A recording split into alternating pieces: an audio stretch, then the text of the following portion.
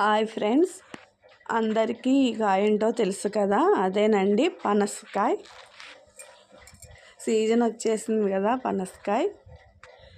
ఎలా కొయ్యాలో మీకు వచ్చా లేదా కామెంట్ చేయండి. నేనైతే చాలా సింపుల్గా కోసేస్తాను, పనస తొనలు తీసేస్తాను. ముందుగా మనం ఆయిల్ కత్తిపీటకి అటు ఇటు రాయాలి. రాయడం వల్ల జిగురన్నది అంటుకోకుండా ఉంటుంది. తర్వాత మన హ్యాండ్స్ రెండిట్లకి రాసేసుకుని సగానికి కోసేసాను.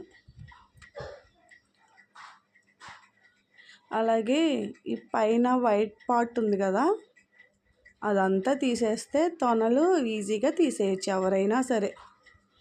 మీలో ఎప్పుడైనా ఎవరైనా తొనలు తీసారా లేదా నాకు కామెంట్ చేయండి. అలా తీసేస్తే తొనలు పర్ఫెక్ట్గా వచ్చేస్తాయి. అందరూ తీసేయచ్చు, పిల్లల నుంచి పెద్దవాళ్ళ దాకా అందరూ తీసేయచ్చు ఈజీగా.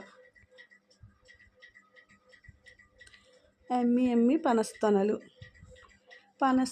మీలో ఎంతమందికి ఇష్టం కామెంట్ చేయండి. అలాగే కాయ చాలా చిన్నదైన తొనలు చాలా వచ్చాయి, చాలా తీగ కూడా ఉన్నాయి. నేను దీన్ని ఫ్రిడ్జ్లో పెట్టేసుకుంటాను, బాక్స్లో వేసి 3-4 డేస్ ఈజీగా తినేయచ్చు, అస్సలు పాడవు.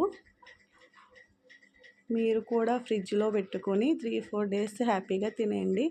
ఎందుకంటే మనకు అంత మాట దొరకవు కాబట్టి. Thank you for watching. Bye bye.